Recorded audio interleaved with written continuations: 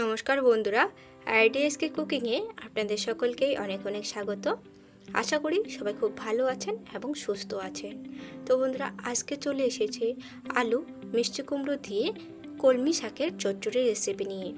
রসুন ফোড়নে এই চচ্চড়িটা খেতে কিন্তু বেশ লাগে, আর বানানোও কিন্তু খুব সহজ, খুব কম সময়ের মধ্যেই হয়ে যায়।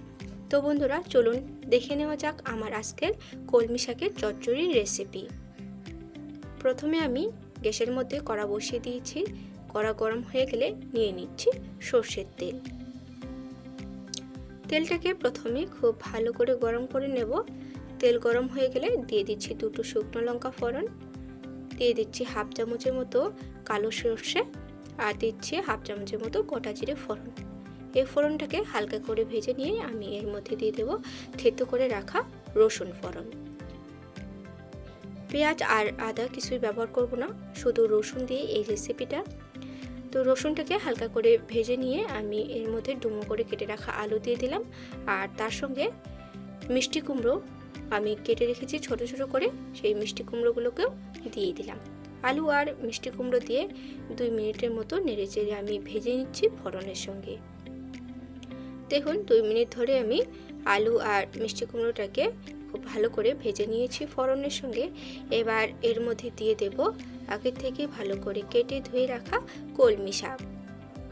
কলমি শাকগুলোকে এরকম ছোট ছোট করে কেটে নিয়েছি।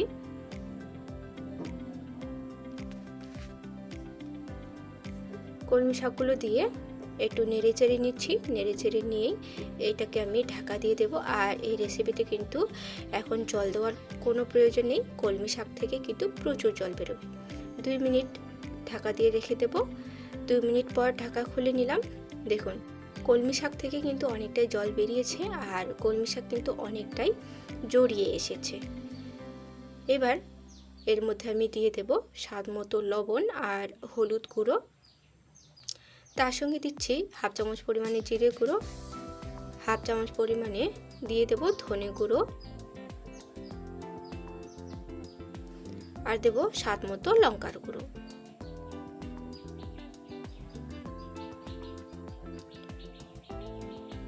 গুঁড়ো মশলাগুলোকে একটু মিশিয়ে নিচ্ছি, আর গুঁড়ো মশলাগুলো যেন পুড়ে না যায় তার জন্য সামান্য একটু জল দিয়ে আমি মিনিট 2 ধরে রান্নাটাকে একটু কষিয়ে নেব।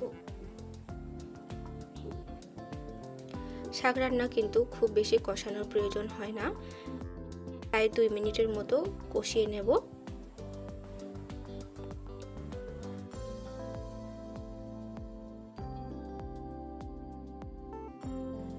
দুই মিনিট পর দেখুন রান্নাটা আমার কষানো হয়ে গেছে, মিষ্টি কুমড়োগুলো প্রায় গলে গেছে।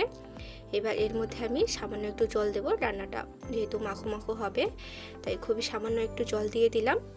জল দিয়ে একটু নেড়ে চেড়ে নিচ্ছি। এবার সবশেষে আমি এর মধ্যে অ্যাড করে দেব চীনাবাদাম ভাজা। চীনাবাদামগুলোকে আমি আগে থেকেই সর্ষের তেলের মধ্যে হালকা করে ভেজে নিয়েছিলাম। এবার চীনাবাদামগুলোকে রান্নার সঙ্গে মিশিয়ে নিলেই আমাদের রান্না কিন্তু একদম কমপ্লিট। বা গ্যাসের ফ্লেমটাকে বন্ধ করে দিয়ে নামিয়ে নেব। কত কম সময়ে আর খুব সহজভাবেই তৈরি হয়ে গেল রসুন ফোড়ন দিয়ে আলু মিষ্টি কুমড়ো কলমি শাকের চচ্চড়ি। বন্ধুরা, খেতে কিন্তু দুর্দান্ত লাগে, আর বানানো তো খুবই সহজ। তো অবশ্যই একবার এভাবে কলমি শাকের চচ্চড়ি রেসিপি ট্রাই করবেন। আর কেমন লাগলো অবশ্যই কমেন্ট করে জানাবেন। ভালো লাগলে লাইক করবেন, শেয়ার করবেন আপনার ফ্রেন্ডস এবং ফ্যামিলির সঙ্গে। আর আমার চ্যানেলের নতুন বন্ধু হয়ে থাকলে অবশ্যই চ্যানেলটি সাবস্ক্রাইব করে বেল নোটিফিকেশনটি অন করে দেবেন আমার এরকম নিত্য নতুন রেসিপি সবার প্রথমে পাওয়ার জন্য। তো আজ এই পর্যন্তই, ধন্যবাদ।